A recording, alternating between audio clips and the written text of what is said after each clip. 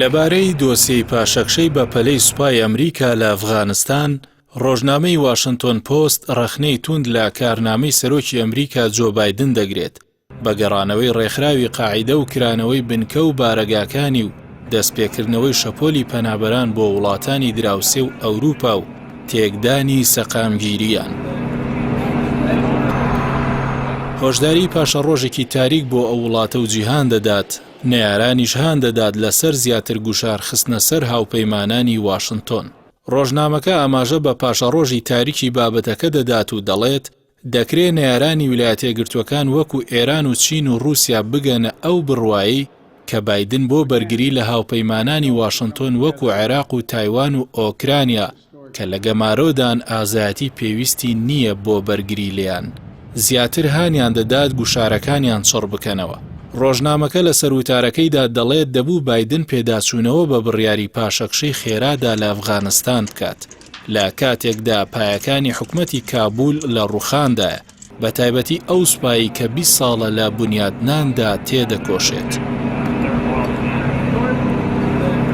واشنتۆن پۆست ئاماژە بەوە دەدات دەبوو لە دوای پاشەکشەی هێزە وشکانیەکانیش هێزی ئاسمانی ئەمریکا بۆ پشتیوانی لە سوپای ئەفغانستان لە وڵاتەدا بمایەتەوە.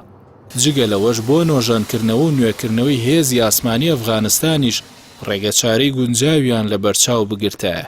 ڕۆژنامەکە لەبارەی فڕۆکەخانەی شاری کابولەوە جەخت لەوە دەکاتەوە دەبوو ئەمریکا لەگەڵ تورکیا بگەشتایەتە ڕێکەوتنێک بۆ ئەوەی هێزەکانی تورکیا ئەو بنکەیە بپارێزن و بە کراوەیی بمێنێتەوە، چونکە بەبێ ئەوە دوجار ئەمریکا ناچار دەبێت دەرگای باڵیۆزخانەکەی لەو وڵاتەدا دابخات.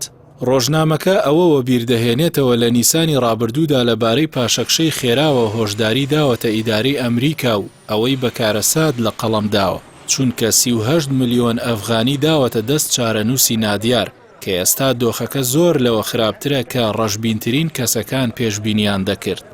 ژەنەڕاڵ ئۆستن میلەری فەرماندەی هێزەکانی ئەمریکا لە کابول لە دیمانێکی تەلەڤیزیۆنیدا جەنگی ناوخۆی بۆ ئەفغانستان پێشبینی کرد و ڕایگەیاند دەبێ هەموو جیهان لەو بارەیەوە نیگەران بێت. گەرچی میدیای ئەمریکا دیداری سەرۆک بایدن لەگەڵ سەرۆکی ئەفغانستان ئەشرەف غەنی بەو شێوەیە وێناکرد کە واشنتۆن بەردەوام دەبێت لە پشتیوانی حکومەتی کابول، بەڵام لە دوالێدوانی بایدندا ناوبراو ڕایگەیاند ئەفغانیەکان دەبێت خۆیان چارەنووسیان دیاری بکەن، واتە ئەو جەنگە ناوخۆیی کە ژەنەڕاڵ میللەر چاوەڕێی دەکات. ڕۆژنامەکە پێشبینی دووبارەبوونەوەی دۆخی نەوەدەکانی سەدەی ڕابردوو دەکات بۆ ئەو وڵاتە کە جارێکی دیکە نوقمی ململانی هەمەلایەنەی تاییفی ببێتەوە، با تایبەتی حکومەتی کابول بۆ بەرگری لە خۆیان داوای خۆچەکدارکردنی میلیشیا تاییفیەکانی وڵاتەکە دەکات. دوجار ڕۆژنامەی واشنتۆن پۆست ئاماژە بە هەڵسەنگاندنی دەستگای هەواڵگیری ئەمریکا دەکات کە لە ماوەی 6 بۆ 12 مانگدا پێشبینی کەوتنی حکومەتی کابولی کردبوو.